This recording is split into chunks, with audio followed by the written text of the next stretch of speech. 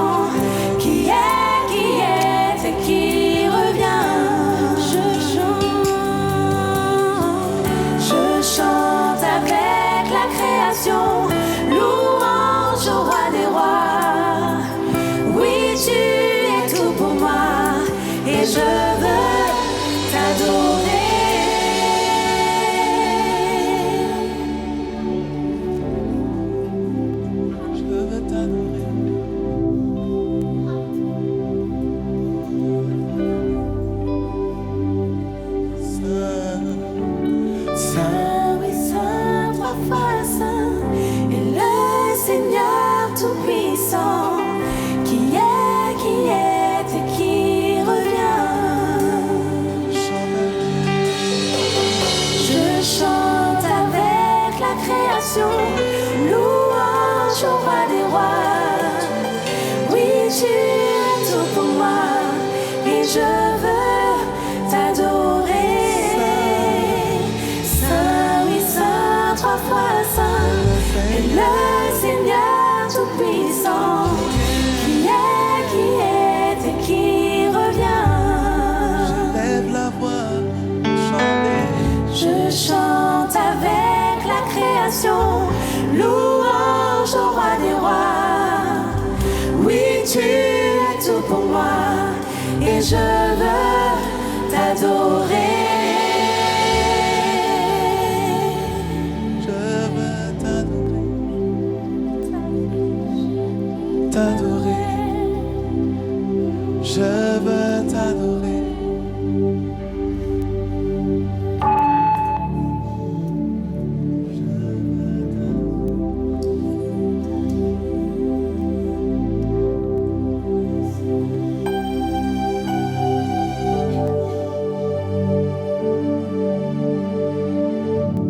Merci pour ta présence palpable dans ce lieu. Merci pour la grâce d'expérimenter la proximité du Dieu des cieux. On veut juste plier nos cœurs et nos vies maintenant devant toi pour que ta parole nous nourrisse, nous donne ce pain dont nous avons besoin. Nous te le prions au nom du Père, du Fils et du Saint-Esprit. Nous t'aimons. Alléluia, Amen. Vous pouvez reprendre place, saluer le voisin, la voisine. Je suis très honoré d'être dans cette église encore ce matin. Merci à tous ceux qui nous visitent également sur Internet, tous ceux qui nous suivent en direct. On va ouvrir ensemble, pour ceux qui ont leur Bible, pour les autres leur tablette, ou je ne sais pas si c'est un smartphone ou tout simplement votre écran, l'évangile de Matthieu. Alors, vous savez, vous ouvrez la Bible avec l'évangile de Matthieu dans le Nouveau Testament. Vous commencez par un frisson. Et la bande-annonce qui va s'afficher sur vos écrans va balayer le parcours que l'on va faire pendant les 7 prochains dimanches, à l'exception du culte tribu du mois d'avril, mais pendant 7 dimanches, nous allons revoir l'essentiel. Ça serait dommage d'avoir tout compris, les aspects psychologiques de la charge mentale et des choses comme ça, comme on a pu se délecter les derniers dimanches, mais je voudrais qu'on puisse donner les fondamentaux, l'essentiel de pourquoi nous sommes là aujourd'hui. Bande-annonce, Mastro, tu lances ? Merci.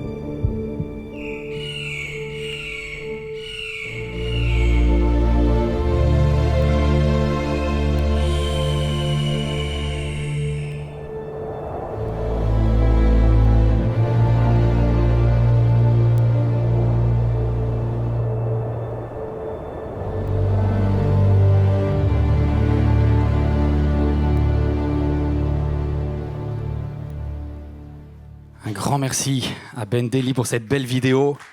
Et on est parti, on va se régaler. Évangile de Matthieu, on va tout scanner en l'espace de quelques dimanches pour comprendre le royaume des cieux. Pendant des années, j'ai eu du mal à comprendre ce que ça voulait dire, le royaume des cieux.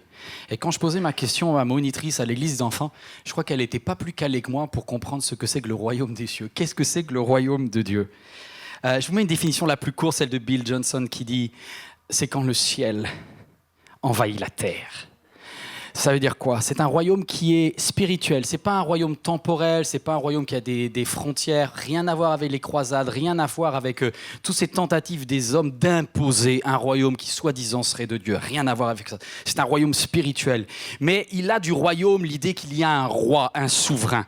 Et ce roi, c'est Christ. Et il se propose comme étant le roi du royaume. Il vient du ciel. Il est assis maintenant à la droite de Dieu sur le trône. Et nous avons la possibilité, vous avez tué chaque homme, chaque femme, quel que soit son âge, sa tribu, sa langue, a la possibilité de le reconnaître comme souverain. À partir de ce moment-là, le royaume des cieux rentre dans une vie. En fait, ça s'affiche sur vos écrans, les deux conceptions du royaume des cieux. Voilà pourquoi c'est pas toujours été très clair dans ma tête. Une partie du royaume des cieux est actuelle et personnelle. C'est-à-dire, c'est aujourd'hui, tu peux le vivre aujourd'hui. Depuis que Christ est venu sur la terre, le royaume des cieux est venu parmi nous. Le roi est venu, le royaume des cieux. Ça veut dire quoi? Actuel, c'est vrai pour maintenant, et personnel, parce que c'est un royaume qui est optionnel. Ça peut paraître un peu délicat de dire ça. Il est optionnel parce que tu as le choix d'accepter ou pas ce royaume.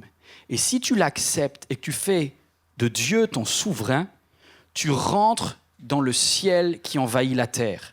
Et un bout du ciel vient en toi, le royaume des cieux rentre en toi, mais tu as fait un choix personnel. C'est une option. De vos collègues, de vos amis, des membres de votre famille ne vont pas faire ce choix. Ils sont à côté du royaume des cieux, vous êtes à côté d'eux, mais ils ne sont pas dans le royaume des cieux. Et le deuxième royaume des cieux, c'est celui qui est futur et universel. Il nous est parlé qu'à la fin des temps, le roi revient. Il vient sur les nuées, il vient pour établir son royaume qui, cette fois-ci, n'est plus optionnel, il est universel. Et toute langue et toute tribu et tout le monde fléchira le genou afin qu'au nom de Jésus, la majesté soit reconnue. C'est vraiment ça le royaume futur, mais aujourd'hui, nous avons un avant-goût avec ce royaume qui est actuel et personnel. Première partie dans l'évangile de Matthieu, c'est la bonne nouvelle du royaume. On va faire les chapitres 1 à 4 aujourd'hui de l'évangile de Matthieu. C'est quelque chose de systématique. Toute personne qui aura suivi ce message sur Internet, vous aurez les bases de comprendre qu'est-ce que c'est que l'évangile. C'est l'essentiel. Si vous devez retenir quelque chose, quand vous venez dans une église, dans un temple, dans une paroisse, apprenez juste cela. Voici quel est l'enseignement fondamental. C'est il y a un royaume qui existe et ce royaume est annoncé comme une bonne nouvelle. Franchement, quand j'étais petit et que j'allais à l'église, je n'avais pas compris que c'était une bonne nouvelle. Parce que c'était un catalogue de tout ce qu'il ne fallait pas faire, parce que sinon, Dieu allait me punir. Ce n'est pas ça le royaume des cieux. Ça, c'était l'ancien royaume. C'était le royaume de la loi, c'était le royaume de ne fais pas, fais attention, si, alors. Le royaume des cieux est différent, c'est une bonne nouvelle. En ces temps-là, parut Jean-Baptiste, il se mit à prêcher dans le désert de Judée, et il disait « Changez ». Repentez-vous, convertissez-vous, car le royaume des cieux est proche. Car le royaume des cieux est proche. Aujourd'hui, je vous propose 2 objectifs. Du chapitre 1 à 4, on va voir en première partie la promesse du royaume. Et en deuxième partie, nous verrons le nouveau royaume. La promesse du royaume, le nouveau royaume. Grand A, le temps du royaume. Le temps du royaume. De génération en génération, que s'est-il passé? L'évangile de Matthieu commence avec un verset. Voici la généalogie de Jésus-Christ, de la descendance de David et d'Abraham.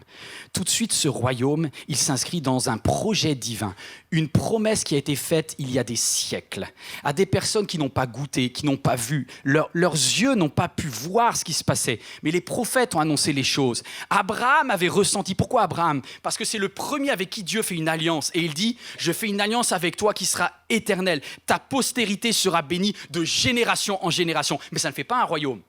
Ça fait une tribu.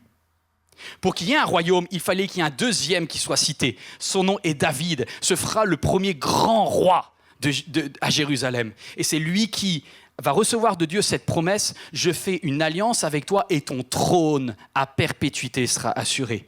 Donc c'est dans cette généalogie que Matthieu, qui est juif, quand il écrit en araméen son évangile, il dit voici la promesse, c'est la première partie du royaume. Il était écrit que le royaume arrivait. Il y eut donc 14 générations d'Abraham à David, 14 de David à la déportation de Babylone et 14 de cette déportation jusqu'à Christ. On voit qu'il y a eu des générations qui ont été visitées par Dieu, qui ont vu du miraculeux de Dieu, mais progressivement tout s'est détruit avec le mot déportation. Déportation. Ils sont à Babylone.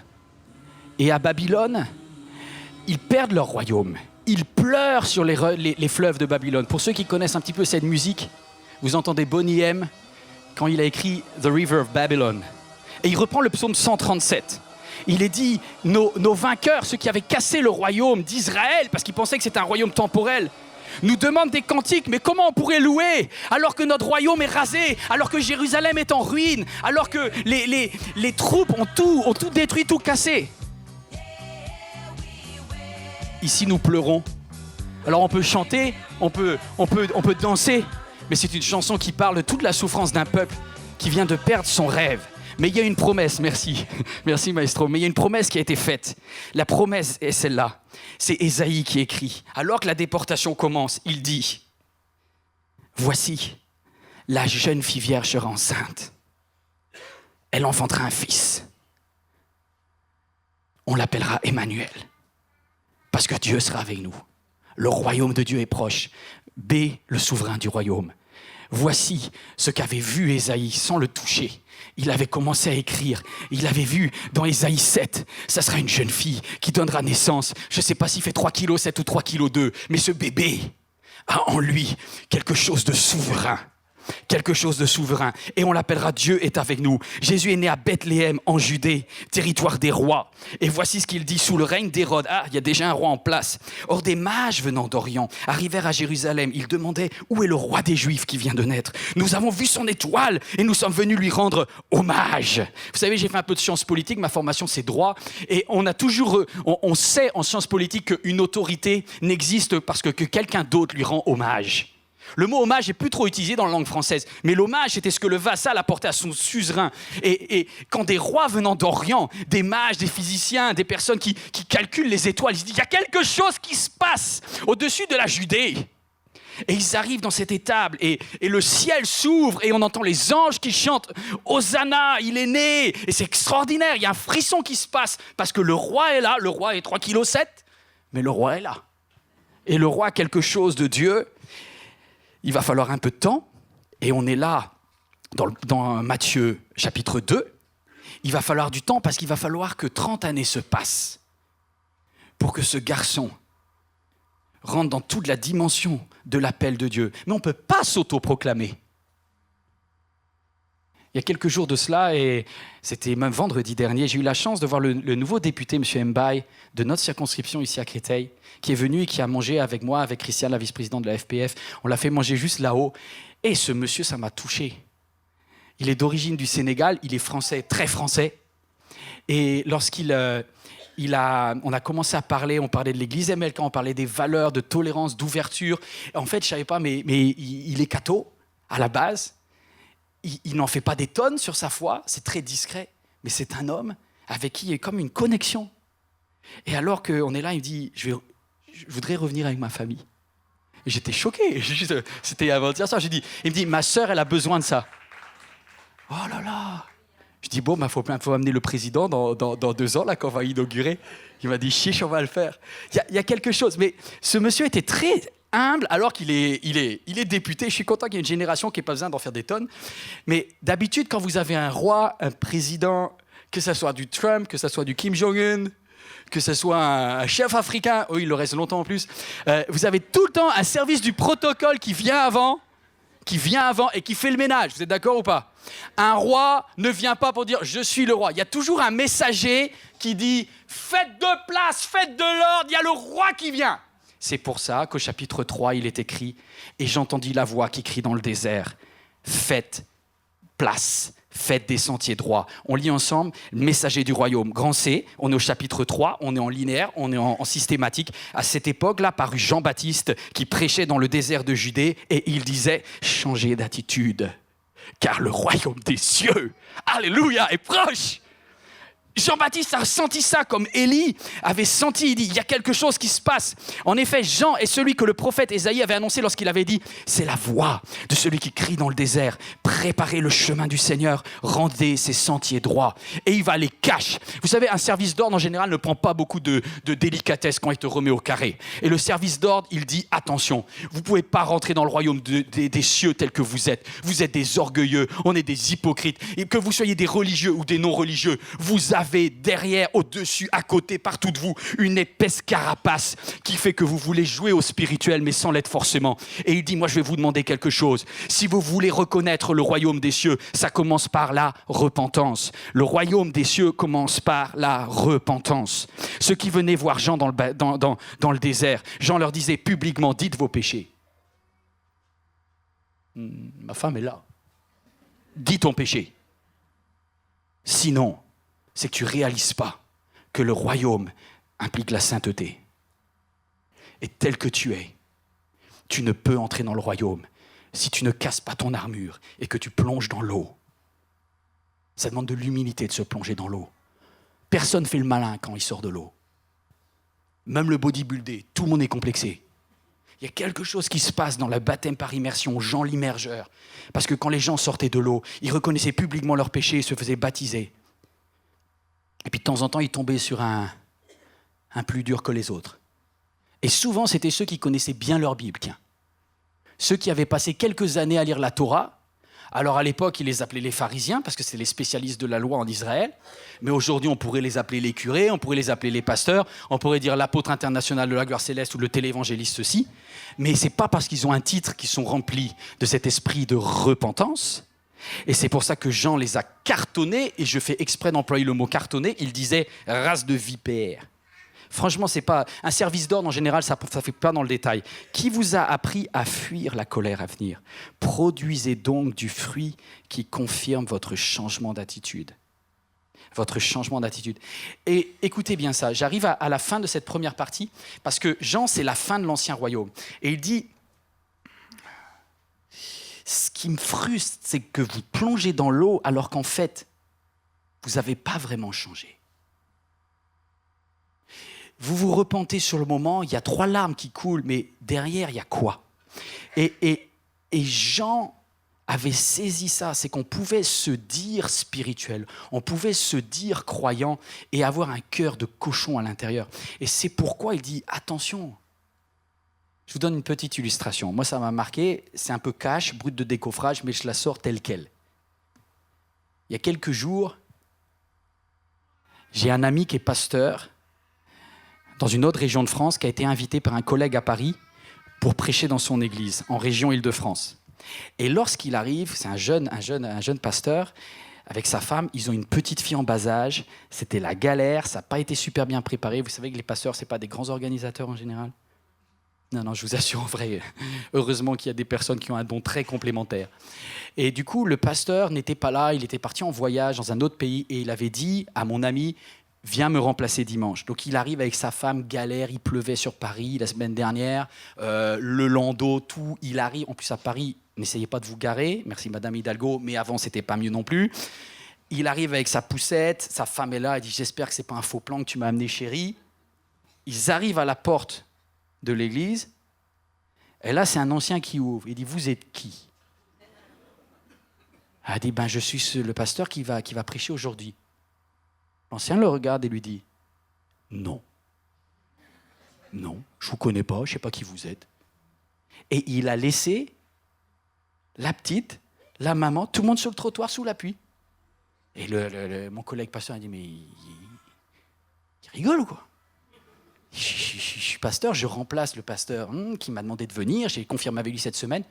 Mais non, il y a un autre ancien qui est considéré pour prêcher là, pourquoi on ne va pas changer les trucs ? Non, c'est quoi cette organisation ? Non. » Et puis au bout de négociation, quand il allait repartir vers le métro, il dit « Bon, rentrez alors, prêchez !»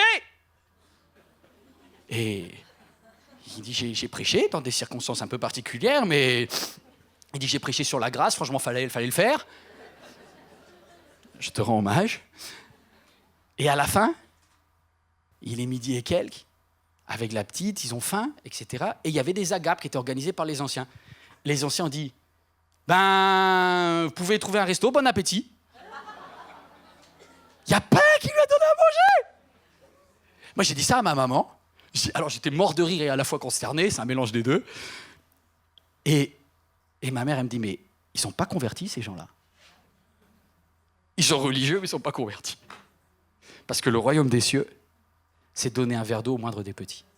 Si tu n'as pas compris ça, c'est que tu n'as pas produit les fruits de la repentance. Ça commence avant même de rentrer dans le royaume des cieux.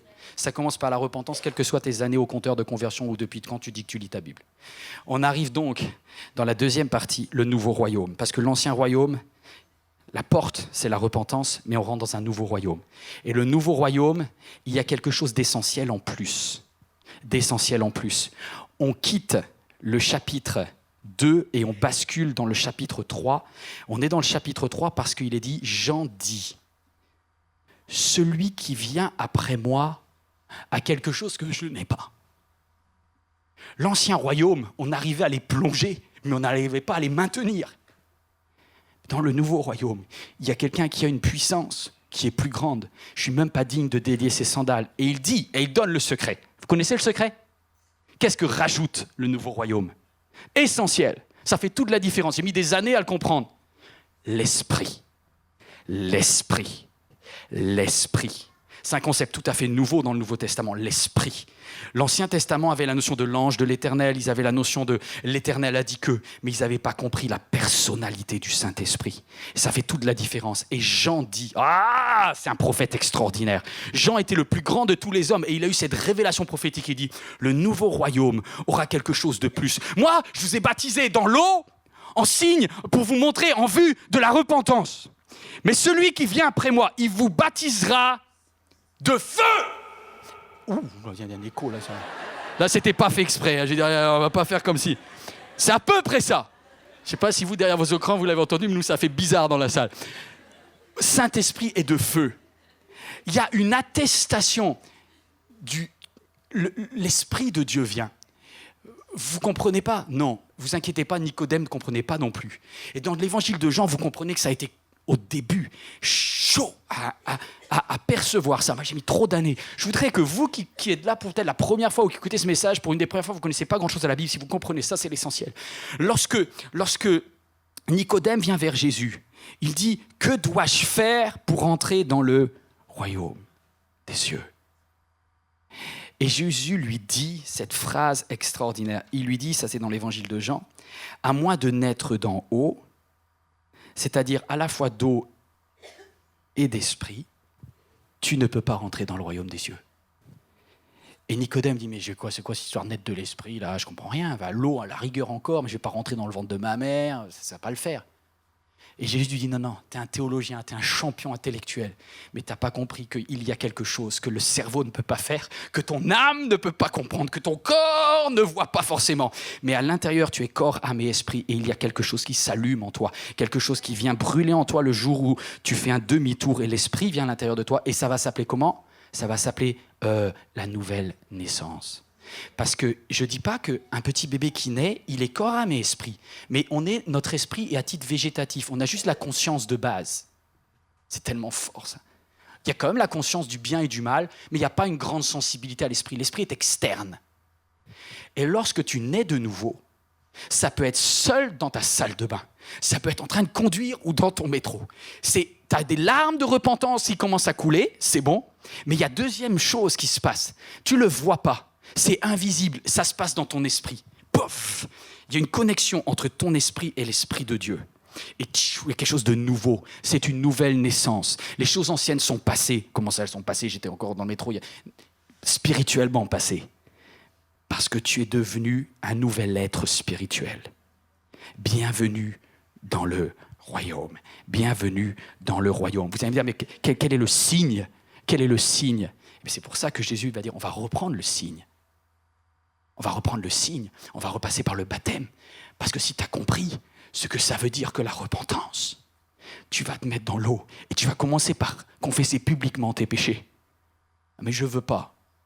Ça me concerne, c'est entre moi et Dieu. Non, c'est une question d'autorité sur la terre.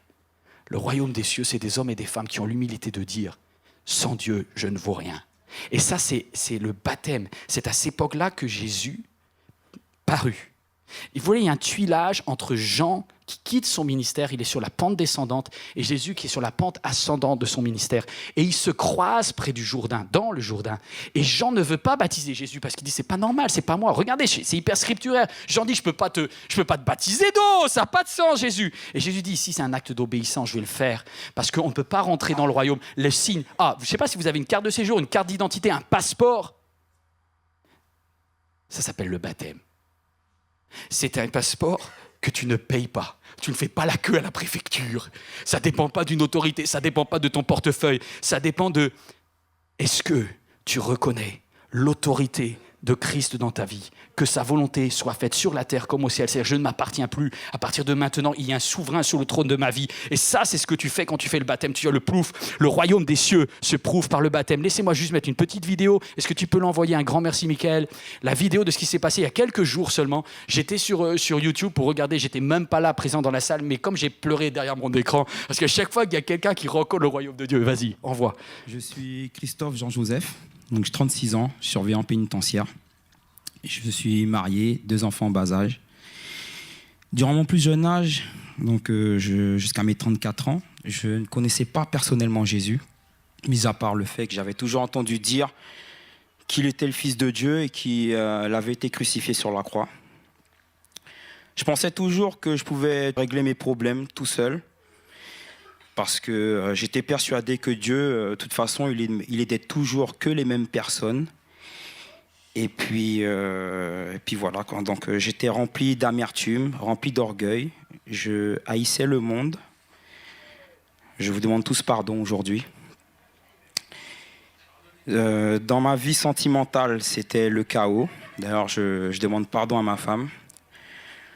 Les amis, enfin tout quoi, professionnellement, enfin rien, tout se soldait par un échec. Et j'ai eu un long moment de solitude. J'ai cru que j'allais jamais m'en sortir. Et puis un jour, je vivais avec une mère à cette époque-là sur Bordeaux, alcoolique. Et puis un jour, j'ai voulu aller assister au culte. J'ai été super touché. On aurait dit que, il était concentré que sur ma vie, le culte. Donc j'ai eu envie de connaître Jésus davantage. Puis de fil en aiguille, j'ai compris que le problème venait de moi, qu'il fallait que je change en fait. Et du coup, lorsque j'ai reconnu que Jésus était mort pour mes péchés et qu'il avait payé un prix cher sur la croix, qu'il avait payé ma dette à un prix cher que personne sur terre n'aurait été capable de faire et que personne n'aurait voulu, j'ai décidé de me repentir. J'ai décidé de faire de lui mon confident, mon meilleur ami, mon sauveur, mon libérateur. Je l'ai mis en première place dans ma vie. Et les choses ont commencé à s'améliorer. Moi, j'ai commencé à y voir un petit peu plus clair. Je ne suis pas fier de certaines choses, parce qu'à cette époque-là, c'est vrai que j'étais désespéré. Il m'est même arrivé d'aller voir des consultants spirituels pensant qu'ils auraient pu m'aider à avoir la joie, le bonheur et la paix que je recherchais toujours. Mais Jésus, il était là. Il m'a recueilli. Il m'a montré qu'il m'aimait plus que tout au monde. Et aujourd'hui, je chemine avec mon Père Céleste au travers de la Bible. Je m'imprègne de sa parole parce que je suis persuadé, je suis conscient que Jésus, il est le chemin de la vie, la vérité, et que sa parole nous a franchis justement pour ne pas tomber dans les embûches de l'ennemi. Aujourd'hui, je déclare que Jésus est mon sauveur, mon libérateur. Et voilà pourquoi je désire le suivre tout au long de ma vie, cheminer avec lui, avoir mon ticket d'entrée dans le royaume des cieux, et que son esprit, en fait, que je sois inondé de son esprit, afin que je sois guidé tout au long de ma vie, peu importe les choix que je vais entreprendre. Et puis parce que au jour d'aujourd'hui, j'ai envie de donner beaucoup d'amour, j'ai envie d'avoir un cœur qui déborde d'amour, de sagesse, et même envers mes amis, même envers mes ennemis, pardon. Donc voilà pourquoi je fais ce choix. Et voilà, je le redis encore, Jésus est mon sauveur, mon libérateur et mon Seigneur. Soyez bénis, soyez bénis. Et quelques minutes plus tard, c'est le ploufless, voilà. Comme dans le Jourdain. Pour un homme, c'est moyen d'aller là-dedans. Christophe, tu es la preuve qu'il n'y a pas un endroit trop loin où Jésus peut venir nous chercher. Tu n'es pas le seul, mais tu en es la preuve. Et est-ce que tu peux nous redire simplement qu'aujourd'hui, tu choisis Jésus comme ton sauveur, ton Seigneur, et que tu veux le suivre tous les jours de ta vie? Je choisis Jésus comme mon Seigneur, mon sauveur, et je veux le suivre tous les jours de ma vie. Eh bien, sur ta confession de foi, je te baptise maintenant au nom du Père, du Fils et du Saint-Esprit.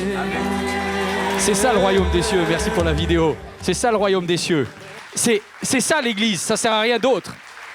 C'est le cœur de pourquoi on fait ce qu'on fait.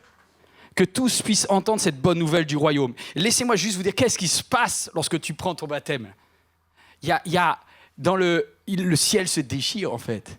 Et il y a une joie céleste. Regardez quand Christ sort de l'eau. Aussitôt après avoir été baptisé, on est hyper scripturé, on est au verset 3,16. Aussitôt après avoir été baptisé, Jésus sortit de l'eau. Le ciel s'ouvrit pour lui. Le ciel s'ouvrit pour lui. Waouh ! Et il vit l'Esprit de Dieu descendre sous la forme d'une colombe, venir vers lui. En même temps, une voix du ciel se fit entendre avec ces paroles. Celui-ci est mon fils bien-aimé, en qui j'ai mis toute mon affection. Waouh! En fait, le royaume des cieux, c'est pas un royaume où on prend juste une carte d'identité pour devenir un citoyen ou un sujet. Dans le royaume des cieux, il se passe quelque chose d'incroyable, puisque le plus grand souverain, le roi des rois, en a la possibilité et en a choisi de fonctionner comme ça. Il a dit qu'il n'aurait pas de sujet. Il n'aura pas de serviteur. Il dit le roi des cieux choisit d'adopter. Il aurait pu nous naturaliser. Il aurait pu juste nous accepter. Non. Le roi des cieux dit, je vais vous adopter. Je fais d'elle ma fille bien-aimée. Je fais de lui mon fils bien-aimé. C'est pour ça qu'il a envoyé son fils, parce qu'il a dit, je vais essayer de leur faire comprendre que ce n'est pas une question juste d'autorité, c'est une question de cœur. Là. Le roi, car Dieu a tant aimé le monde qu'il a donné son fils. Il n'a pas donné son autorité, il a donné son fils, afin qu'il puisse racheter des fils et des filles. Waouh, est-ce que tu réalises, toi qui es à ta place, que Dieu t'appelle comme fille bien-aimé. Et il dit pas seulement, t'es ma fille, il dit, tu fais toute ma joie. Toute ma joie. Chaque fois que tu dis, Seigneur, que ta volonté soit faite sur la terre comme au ciel, le ciel te répondit, tu fais ma joie. Tu fais ma joie. Que tu ailles au travail, dans le RER, que tu sois juste dans ta famille en train de faire les devoirs à ta petite fille, à chaque fois que tu dis, Seigneur, je veux faire les choses selon ton royaume. Tu fais la joie de Dieu. Il dit, tu es ma fille, tu es mon fils. Si un jour tu tombes, si un jour tu faiblis, tu restes celui et celle avec qui on a fait un pacte. Le signe du baptême est là. Je suis celui qui reste fidèle. C'est énorme, c'est énorme. Et vous allez me dire, mais donc j'ai marqué nouvelle identité, fils et fille bien-aimés.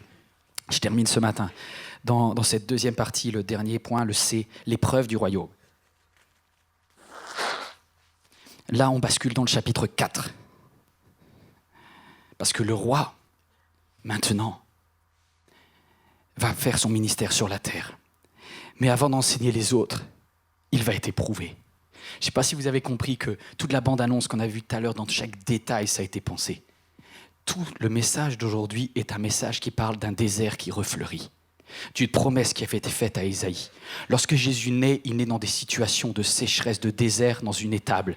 Quelque temps plus tard, il y a un messager qui crie dans le désert. Et il va falloir que ce souverain, qui est à la fois homme et qui a l'autorité de Dieu et qui s'appelle le Christ, va devoir passer par le désert pour être testé et prouvé, approuvé. Il y a quelque chose il n'y a que dans la chaleur et dans le manque. Peut-être quelqu'un dit, mais je ne comprends pas, depuis que j'ai pris mon baptême, il y a quand même des épreuves. Bienvenue dans la réalité. Il y a un évangile de Matthieu au chapitre 4 qui dit qu'à peine après avoir commencé à prêcher le royaume des cieux, Jésus fut amené dans le désert 40 jours pour y être éprouvé, pour y être tenté. Il y a 3 épreuves dans le désert. Ma maman, quand j'ai commencé mon ministère pastoral, elle a repris cette phrase que beaucoup connaissent. Elle me dit, Yvan, il faudra que tu te rappelles toujours de ça. Il y a 3 choses qui font tomber un pasteur. C'est les 3 mêmes cartes, et ça marche depuis la nuit des temps. Satan n'a pas un jeu de cartes très fourni, mais il en a 3 bonnes. Il en a 3 bonnes. L'orgueil, il suffit que ça te monte à la tête, et que le goût de diriger du pouvoir, et tu vas exploser, tu vas détruire. Au lieu de construire les gens, au bout d'un moment, tu vas prendre autorité sur eux, et l'orgueil va te tuer. Et ça serait un échec. La deuxième chose que Satan va pouvoir essayer de tenter sur ta vie, c'est le cas qui tombe pour beaucoup de pasteurs. J'ai encore un ami, j'ai appris ça cette semaine, ça m'a un peu déchiré le cœur. Le sexe, en mariage, les pulsions, l'envie de faire n'importe quoi avec ta chair. Et troisièmement, s'il n'a pas fait marcher ces 2 cartes, il a le chèque, l'argent. Combien de pasteurs aujourd'hui détruisent après avoir commencé dans un petit village, dans un petit truc, que ce soit à Brazza, que ce soit à Kinshasa, que ce soit en Seine-Saint-Denis, Au bout d'un moment, avec la réussite, pasteur, c'est une petite offrande. Puis à la fin, ils sont plus intéressés par l'offrande que par le reste. Et ça, c'est aussi un danger. Et c'est tout homme, toute femme, de toute tribu. L'orgueil, l'argent, le sexe, ça marche. C'est les 3 cartes qu'il a. C'est pour ça que Jésus va être prouvé sur ces trois tests. Regardez ce qui se passe. Je termine là ce matin. Quand il arrive dans le désert, puisqu'il est roi, la tentation commence. Vous savez que Satan, c'est exactement ce qui te flatte. Et il dit une vérité. Satan ne va pas le prendre à contre-pied. Il dit, Jésus, tu es souverain, tu parles du royaume des cieux. Un roi, ça ordonne. Alors on commence direct, ordonne, puisque tu es roi.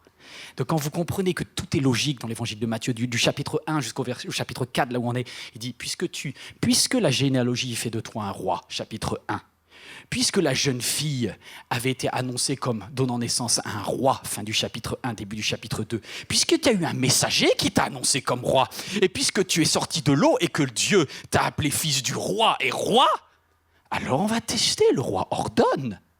Ordonne, et du coup le premier test, la pulsion de la chair. Au bout de 40 jours, t'as la dalle. Tu donnerais tout, même pas pour un steak, pour un petit brownie, rien. Et il dit, écoute Christ, tu es le roi, ordonne un bon repas, fais du pain, fais quelque chose, nourris tes pulsions là. Écoute ton estomac. Le tentateur s'approcha et lui dit, si tu es le Fils de Dieu, ordonne que ces pierres se changent en pain. Mais Jésus répondit, il est écrit, l'homme ne vivra pas de pain seulement, mais de toute parole qui sorte de la bouche de Dieu, que Dieu prononce. Il dit, ah d'accord, ok, tu arrives à tes pulsions, tu les gères bien. Viens, suis-moi. Il le monte sur le haut du temple et il dit, l'orgueil, le pouvoir, la tentation, 2. Les fameux trucs, 3 choses que ma maman m'avait dit. L'orgueil, le pouvoir qui te monte à la tête. Si tu es le Fils de Dieu, parce qu'un roi, c'est quelqu'un qui a du panache. Un roi, c'est quelqu'un qui claque. C'est quelqu'un qui en met plein la vue. Alors vas-y, saute. Il donnera des ordres à ses anges, à ton sujet. Utilise ta royauté pour te faire mousser. Combien de chrétiens, après avoir commencé dans la galère, protège-moi Seigneur, Jésus lui dit, il est aussi écrit, tu ne forceras pas la main de Dieu. Tu n'utiliseras pas, écoute bien ça, je vous quitte là-dessus dans quelques instants, tu n'utiliseras pas le fait d'être la fille du roi des rois pour dans tes prières demander des choses qui forceraient la main de Dieu. Je n'ai pas le droit d'utiliser le statut et l'autorité que Dieu me donne pour arracher des bénédictions. Je sais que Dieu, dans le Notre Père, il dit que ta volonté soit faite, que ta volonté soit faite. Bien sûr, j'ai des besoins, j'ai du pain quotidien dont j'ai besoin. Il le sait, Dieu. Mais ce n'est pas à moi d'arracher les bénédictions de Dieu. L'orgueil du pouvoir. Et pour terminer, la convoitise de l'argent. Il se dit, il le monte sur une grande montagne et lui dit, regarde tous les royaumes. Ouais, merci. Il le monte sur une grande montagne et il lui dit, regarde tous les royaumes de la terre. Regarde-moi ça. T'as vu la Ferrari, là? Tu vois le... Oh, toi, tu rêves pas d'une Ferrari, juste un nouveau congélateur, mais mes amis, ça peut rendre fou. Ça peut rendre fou parce qu'on n'en a jamais assez. Puis il y a ta copine qui est partie aux Bahamas et là, tu baves. Tu baves à Créteil devant les Bahamas. Tu es juste tellement frustré et la convoitise des choses matérielles que tu n'as pas. Il suffit que tu regardes la télé pendant quelques minutes pour avoir le moral à zéro. Tu te dis, mais comment ça se fait que mon vieux téléphone ne marche pas alors qu'il existe un nouvel iPhone qui réglerait beaucoup de mes problèmes? Ça réglerait rien du tout. Ça réglerait rien du tout. Mais par la convoitise matérielle, au bout d'un moment, le danger, c'est que tu sois prêt à troquer ton autorité de statut de fille et de fils du roi des rois pour te prosterner devant une idole et par une chose matérielle qui t'éloigne du plan de Dieu pour toi. Il montrera dans tous les royaumes du monde leur magnificence, puis il dit, tout cela est à toi si tu te prosternes pour m'adorer. Et Jésus va répondre, va-t'en, Satan. Dégage, rien de moi. Va ailleurs. Tu adoreras le Seigneur ton Dieu, et c'est à lui seul que tu rendras un culte. Et là-dessus, je suis content, heureusement il y a verset 11, et là il faut le lire là. Et là-dessus, le diable dit, je lâche l'affaire. Il le laissa, et voici que des anges se mirent à le servir. Pourquoi les anges se mettent à le servir? Parce que le roi passe à l'action. Parce que le roi passe à l'action et le royaume des cieux se met en marche. Est-ce que tu es dans le royaume des cieux? Aujourd'hui, le royaume, il est actuel et personnel. Tu ne peux pas rentrer dans le royaume des cieux pour quelqu'un d'autre. Tu voudrais peut-être que ta fille comprenne le royaume des cieux, mais tu ne peux pas l'amener dans le royaume des cieux. Lévi Pétrus disait, Dieu n'a que des enfants, il n'a pas de petits-enfants. Ça ne se transmet pas génétiquement. Ce transfert d'ADN, il n'est que par la nouvelle naissance. Tu peux naître de nouveau. Tu peux tout recommencer, la repentance, mais tu as besoin. J'ai demandé à l'équipe de louange de venir sur le devant. Restez un instant, on va fermer les yeux. On va juste dire, Seigneur, où est-ce que j'en suis? Où est-ce que j'en suis dans... Est-ce que je suis à côté du royaume? Parce que le royaume des cieux est proche. Dès ce moment-là, Jésus se mit à dire, et c'est comme ça que se termine le chapitre 4. Et on a fait le tour aujourd'hui, le chapitre 4 se termine en disant, changez d'attitude, car le royaume des cieux est proche. Et Jésus parcourait toute la Galilée. Il enseignait dans les synagogues, il proclamait la bonne nouvelle. La bonne nouvelle, mes amis, le royaume est ici. Le royaume est ici. Sache que le royaume s'est approché de toi. À toi qui es là ce matin, qui écoute ce message, toi qui es derrière ton écran peut-être, il y a un choix maintenant à faire. Est-ce que tu veux être à côté du royaume ou est-ce que tu veux reconnaître l'autorité, la souveraineté de Dieu dans ta vie? Est-ce que tu es prêt à fléchir le genou? Ça commence par la repentance. Ça se manifeste par la nouvelle naissance. Et ça se prouve par le baptême. Alléluia. De tout mon cœur. Alléluia, Jésus. De tout mon cœur. Y a-t-il quelqu'un qui sent l'appel du roi ce matin? On va se lever ensemble, vous voulez bien qu'on se lève?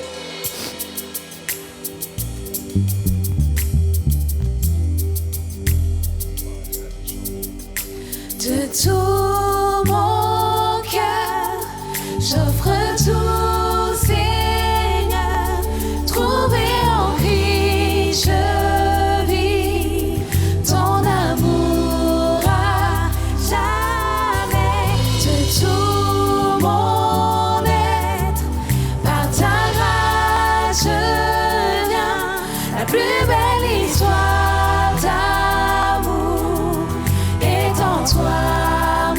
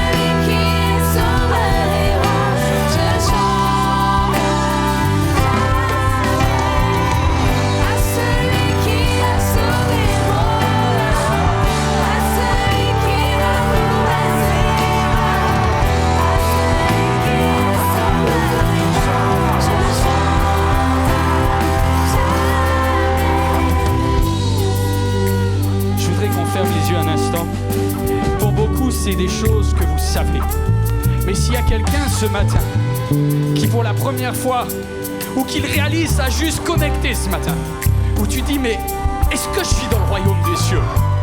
Est-ce que ma vie est entre les mains et l'autorité du Père Céleste?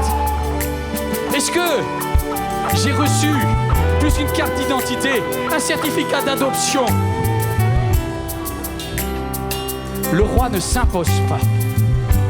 Aujourd'hui, en attendant son retour, le royaume est une option. Y a-t-il quelqu'un ce matin qui veut poser l'option et dire « Me voici, entre dans ma maison ». Y a-t-il quelqu'un qui veut dire « Le royaume des cieux ne va pas seulement passer à côté de moi. Le royaume des cieux, il va rentrer dans ma maison. Dans ma maison. Dans ma maison. »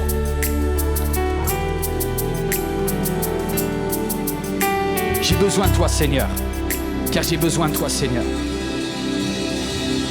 Alléluia, Jésus. Ça peut se passer maintenant.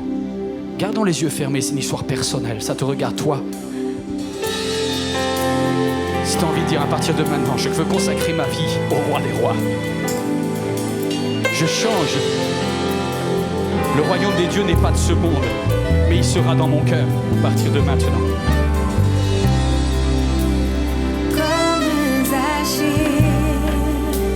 Je veux monter aussi haut que je pourrais pour te regarder, oui te contempler et attirer ton attention sur ma vie, car j'ai besoin de toi.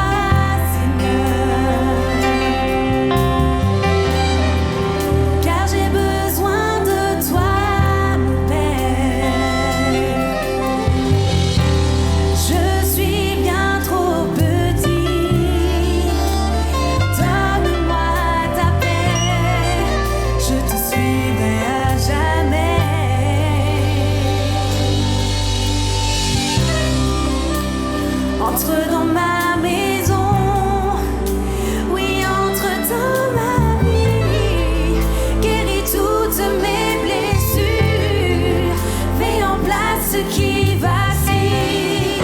Je veux apprendre à te plaire, je veux apprendre à t'aimer, car tu es mon bien suprême. Fais un miracle en moi.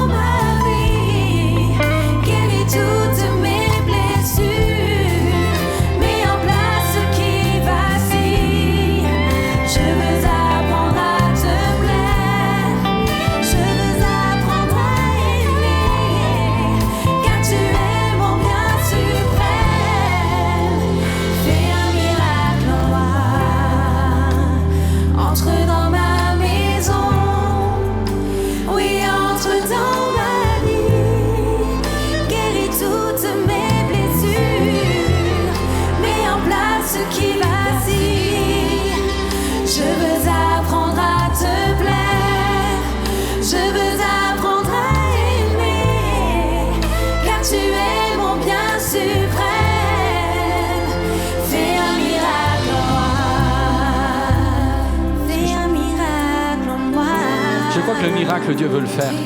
Donnez-moi encore un instant. Moi, je me retire et le royaume des cieux se joue peut-être là. Si quelqu'un veut faire cette prière, on va prendre une dernière fois pour toi. Je ne voudrais pas que tu quittes ce temps sans avoir pu chanter ce chant. Entre dans ma maison. On va reprendre une dernière fois dans un esprit de prière. Je crois que le royaume des cieux rentre là. Alléluia. L'Esprit de Dieu rentre. L'Esprit de Dieu rentre dans ta vie. Entre dans ma maison.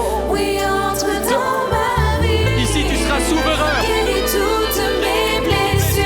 Mets en place ce qui vacille. Mets en place ce qui vacille. Je veux apprendre à te plaire. Je veux apprendre à t'aimer. Car tu es mon bien suprême. Fais un miracle en moi. Entre dans ma maison. Oui, entre dans ma vie. Guéris toutes mes blessures. Mets en place ce qui vacille.